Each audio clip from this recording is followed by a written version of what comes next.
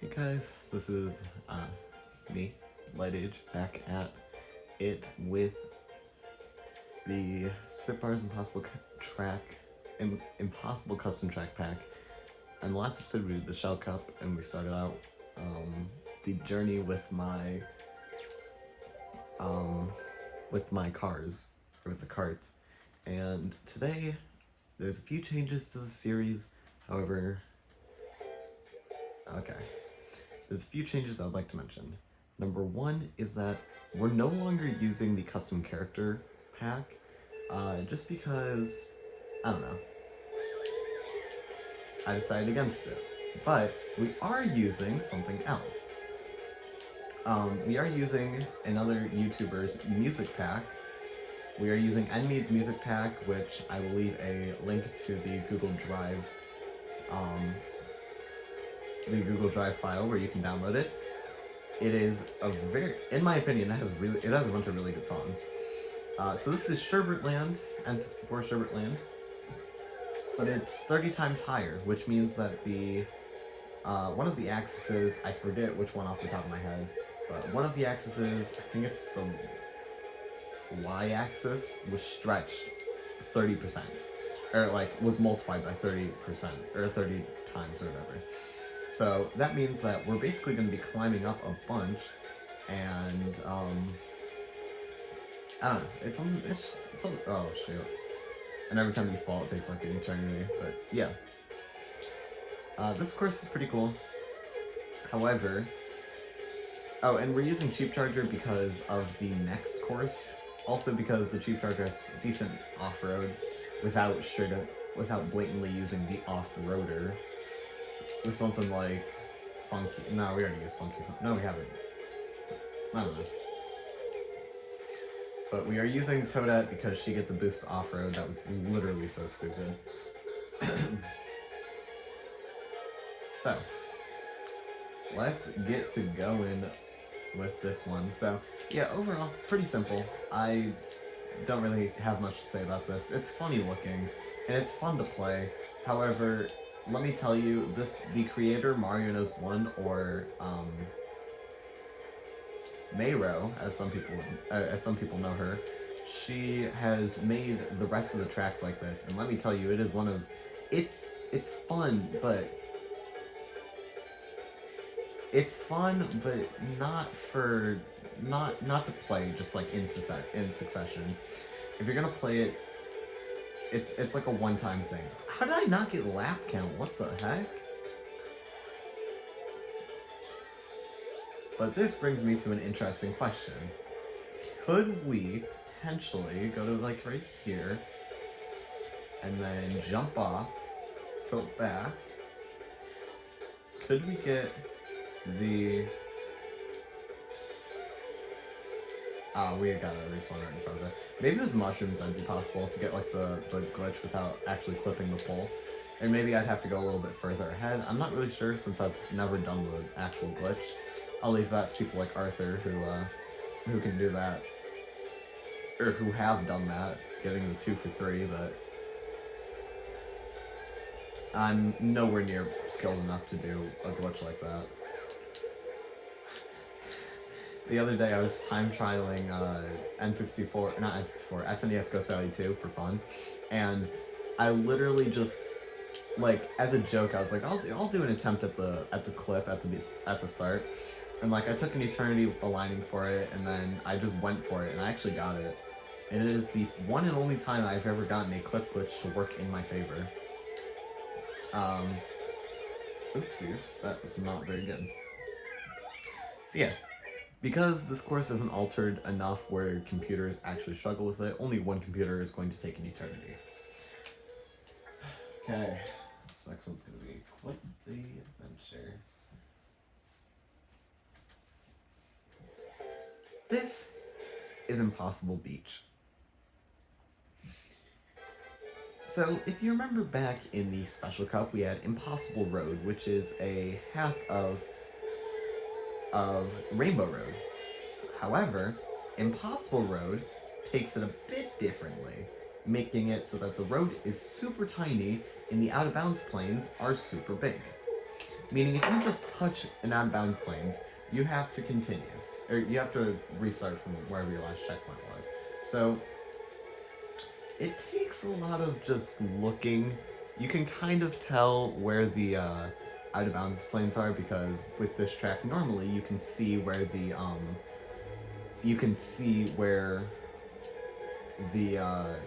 the darker water is, and usually you never get to the wrong idea. Okay. You'd never get to the point where you'd be like close enough to even hit the out-of-bounds planes unless you're intentionally going for it, or you're doing that one bomb clip thing. But still. So this course actually, it's not as difficult as Impossible Road. I will tell you that right now. That's probably the hardest section just because of how tiny it is. Look, the game gave me a generous respawn, and now we're in front of the... I'm really concerned right now, because all of that water was just death. So yeah, if you take your time, it's not as difficult as it seems. But like, if you start trying to like drift through it, I bet there is at least one person on this planet who could probably time trial this like seriously and get like a really good time. Just be like I bet this would be possible with like the Magic Cruiser super easily. But you'd have to have very good drifting and a very good control of your vehicle, which, let me tell you, when you're using carts when you don't usually use carts, especially a cart that you normally don't use, it is something else. Like, if I'm gonna play with a cart, my first choice is Daisy Wildwing, because Daisy gets a speed boost, and the Wildwing is a decent vehicle. And then, if not, I'll play Funky Kong Flame Flyer, which is another pretty... I did not touch anything there. It's another pretty decent cart. Although I definitely recommend learning Flame Flyer first, so that when you play with... Yeah, usually I'd recommend learning something with a lower drift stat first, and then going for like the harder drifts, because the easier, like the weaker your drift is at the start, the easier it is to adjust to something with a strong drift. So like I started playing with Mach Bike because I followed a YouTuber who at the time mained the Mach Bike, but I eventually switched over to Funky Flame Runner when I was learning, or for like 100% speedruns and stuff. And speaking of that, my 100% speedruns are on the speedrun.com leaderboard. I'm currently 26th out of 27th in the world, and it sounds bad, and it is, but remember that this is a 8+ hour category for most cases. So my first run was 10 hours 45 minutes, and my second run was like 8 hours 55 minutes, I think. So my goal of a sub 9 hour was indeed achieved on my second try, but okay, I'm not convinced that's even possible. Maybe with a fast vehicle and like a spin drift or something, but that is not a vehicle with a cheap treasure.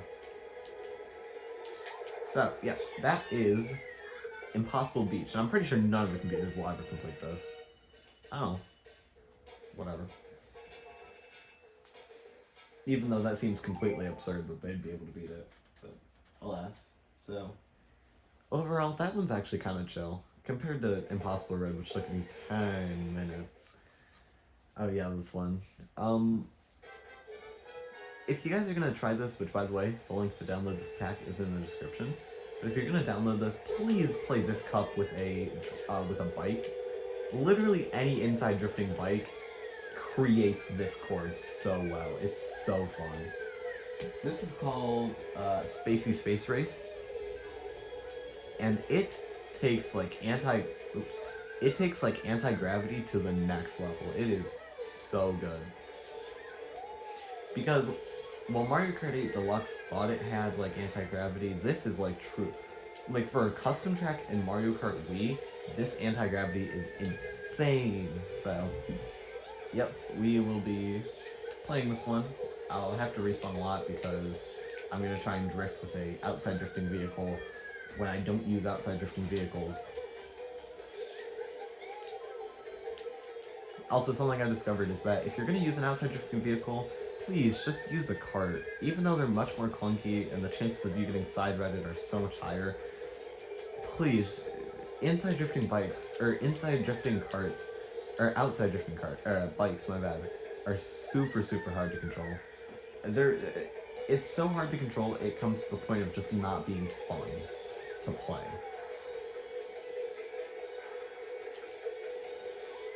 So, that is my humble opinion.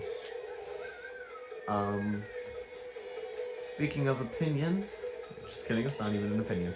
The next series I would like to start is quest for all 250 gold stars in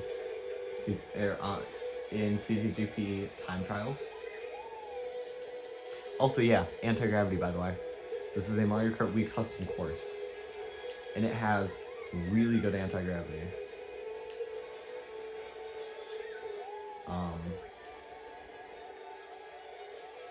Yeah, so that is the intended route. The unintended route has you falling, and then you take the section with normal gravity. But yeah. So yeah, my next series is going to be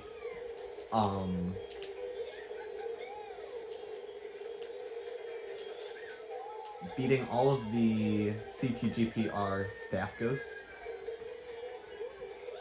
in time trials.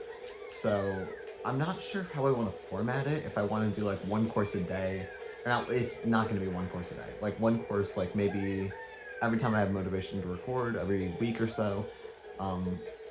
But I'm planning on doing like one course and probably beating both the beginner staff ghost and the expert staff ghost.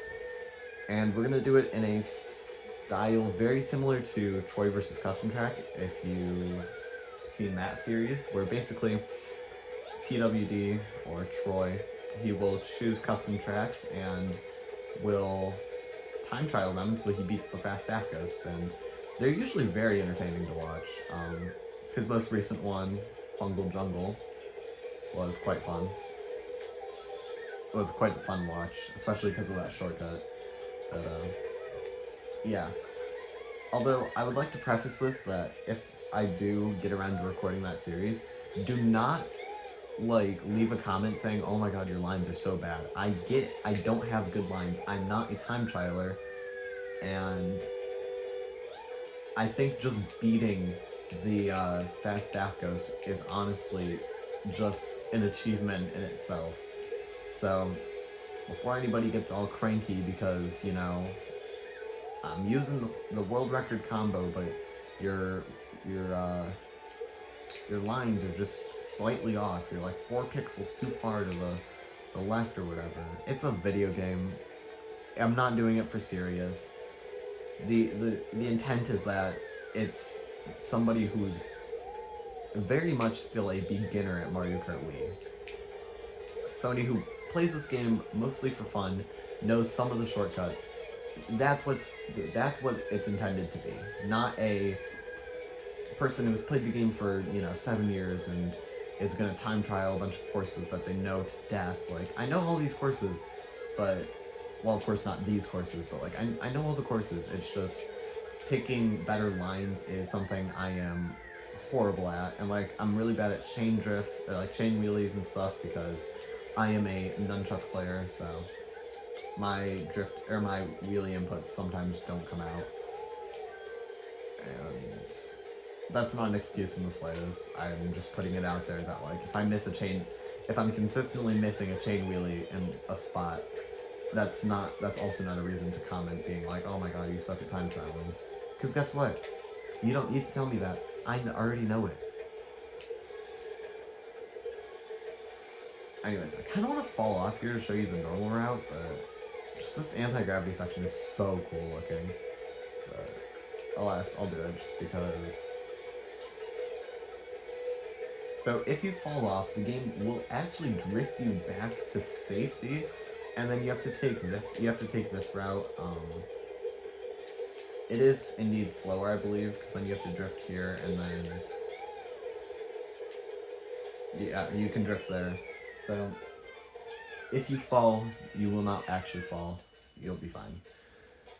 Okay, so one more race.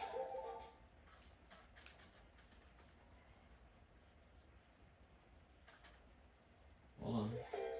This is Bullet Tower. So, oh boy.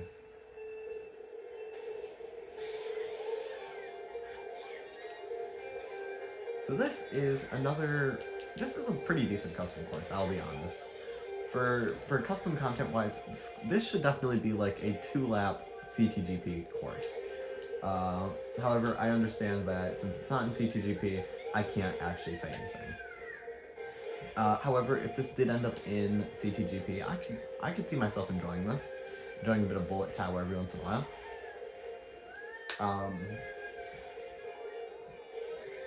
Now, this course is, of course, it's supposed to like not replicate, but like almost imitate a.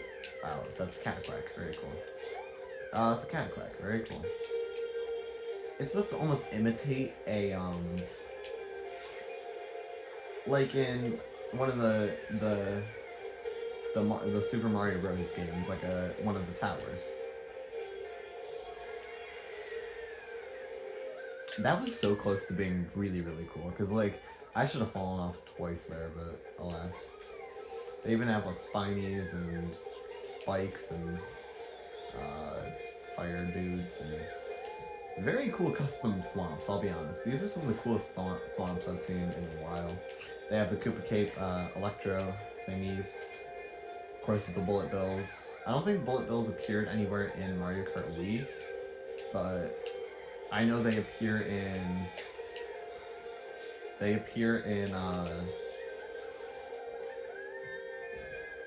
DS Airship Fortress, which is a very good custom track, I'll be honest. Dude, another one? Jesus. Also, I don't think it's faster to try to stand still. I think it's honestly just faster to use your... Dude, this is such a fun course for this vehicle, oh my god. If you know where you're going, like, really well, this is such a good course for the cheap charger. The floundering fish vehicle. But, I landed on the cataquack. Dude, yeah, so that happens on offline sometimes. Cataquacks will chase you. They won't do it in time trials, but they'll do it in versus mode and Grand Prix, so... Okay, so for that one, you just have to go off it, hold back. I think this one is no, it's the same case. Okay. So you trick the first one, and then you hold back for this last two. Excuse me. Also, if you hear my cat in the background, I'm sorry. She is complaining about probably being alone, but she is one of the worst cats I have ever had the privilege of being around, so I'm not letting her in my room. She will... You can sort of see it, but in the corner I have a window, and she has torn holes into the blinds so that she can crawl into a little spot she has deemed the cat corner or something like that. When she gets bored of sitting there, she'll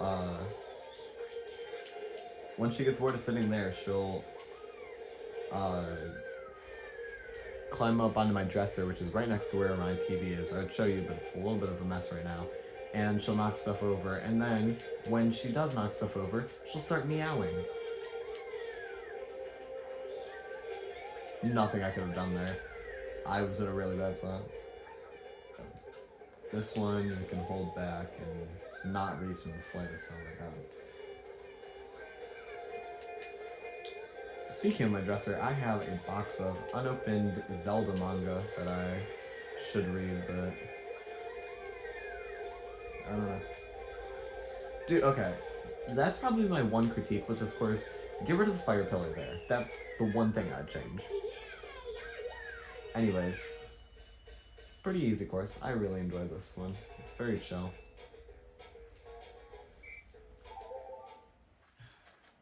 And that marks the end of the Banana Cup. So, I need the cheap charger because of its small hitbox for Impossible Beach, but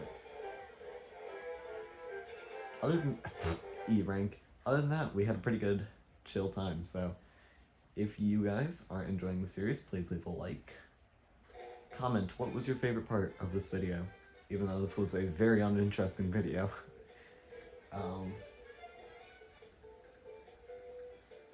For next time we do this, we do have one course that'll easily take me 15 plus minutes. So if you like the longer content for this kind of stuff, just trust me, because the next one is quite the experience. So yeah, hope you guys enjoyed.